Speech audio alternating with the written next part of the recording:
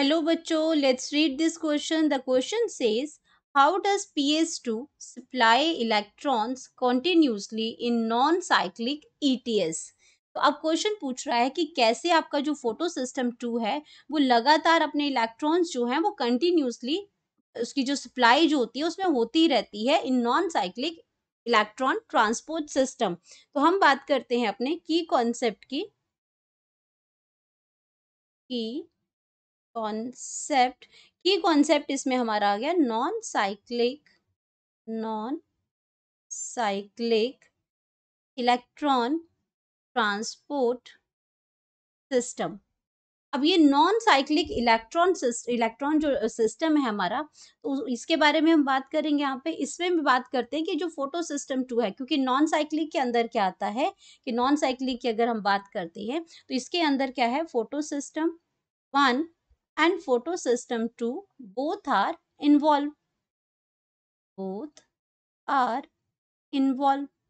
और non cyclic की जो प्रोसेस है, ये जो नॉन साइक्लिक आपका फोटो फॉस्फोरिलेशन है, ये आपका क्या करता है, ये it start from PS2। Non cyclic की अगर मैं बात करती हूँ, नॉन साइक्लिक ETS ETS ये स्टार्ट होता है आपका फोटो सिस्टम 2 से स्टार्ट करेंगे, और फोटो सिस्टम 2 से होता हुआ ये कहाँ जाएगा, फोटो सिस्टम 1 में जाएगा।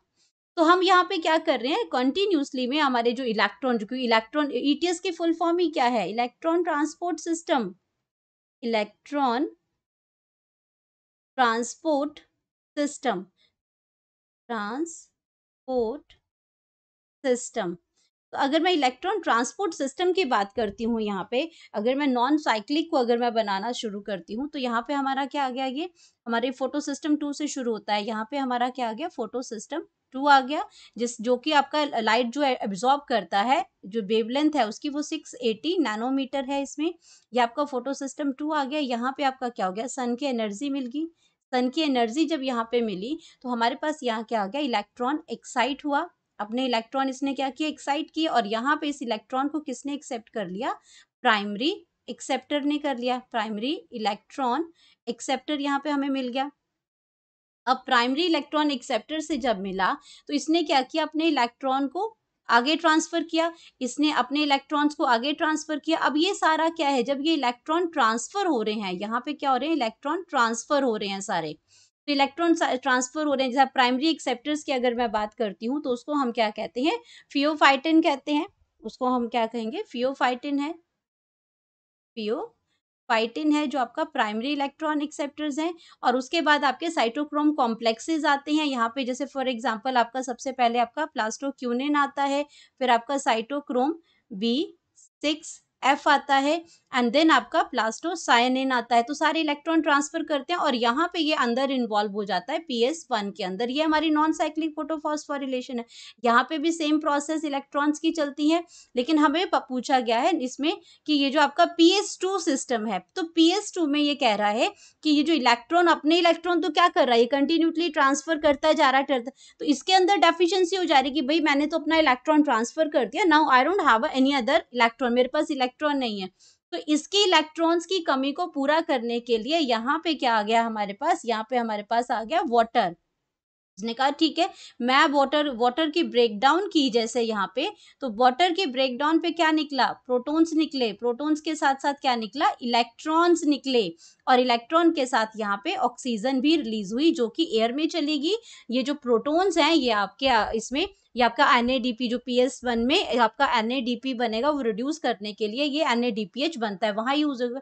अब ये जो इलेक्ट्रॉन्स आए ये कंटिन्यूसली कहाँ जाते रहेंगे, वाटर की स्प्लिटिंग होती रहेगी इस सिस्टम में, और इलेक्ट्रॉन्स यहाँ से रिलीज होते जाएंगे और वो इलेक्ट्रॉन कंटिन्यूसली PS2 सिस्टम के पास जाते रहेंगे। तो हम ये कह सकते हैं यहाँ पे कि जो हमारा PS सिस्टम है, अगर यहाँ पे हम करते हैं जो PS जो 2 है उसमें, इन PS2 system, in PS2 in photo system 2, the supply of electrons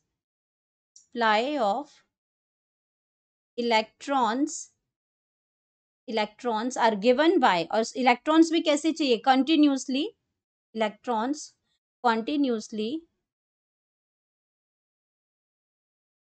continuously by splitting of water. ये जो क्या हो रहा है आपका, by splitting of water, by splitting splitting of water. Splitting of water होती जाएगी, इलेक्ट्रॉन्स निकलते जाएंगे और ये आपको क्या करता जाएगा, आपको PS2 में इलेक्ट्रॉन्स का जो चेन है वो बनता रहेगा। अपने इलेक्ट्रॉन ये यहाँ से लेता जाएगा और एक्साइट करके ये इलेक्ट्रॉन ट्रांसपोर्ट सिस्टम बनाता जाएगा। इलेक्ट्रॉन ट्रांसपोर्ट सिस्टम की वजह से क्या प्रोड्यूस होगा, यहाँ पे आपका ATP प्रोड्यूस होगा, यहाँ पे आपका NADPH प्रोड्यूस होगा, NADPH ये प्रोड्यूस होगा। तो इसी वजह से होगा, जब इलेक्ट्रॉन ट्रांसपोर्ट सिस्टम है आपका चलता रहेगा, यहाँ पे इलेक्ट्रॉन्स आपके कंटिन्यूअसली में आते रहेंगे। तो इसको कहते हैं non cyclic electron transport system. और कैसे उसमें इलेक्ट्रॉन्स आपके मिलते जाएंगे, ड्यू टू इसमें इलेक्ट्रॉन्स की जो सप्लाई है इलेक्ट्रॉन्स की वो कंटिन्यूअसली होगी by splitting of water molecule, water molecules. और ये कहाँ प्रेजेंट होता है, इनर मेम्ब्रेन ऑफ थाइलाक्वाइड। अगर बात करते हैं कहाँ पे स्प्लिटिंग होगी, तो ये होगी इनर मेम्ब्रेन ऑफ थाइलाक्वाइड।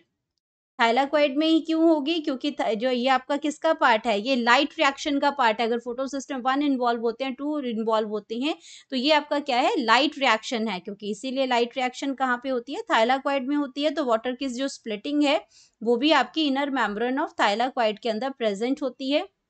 ये लाइट रिएक्शन है ये। इसमें फोटोफॉस्फोरिलेशन का मतलब है कि ATP और NADPH इसमें प्रोड्यूस होता है। Hope you understood it well. Best of luck.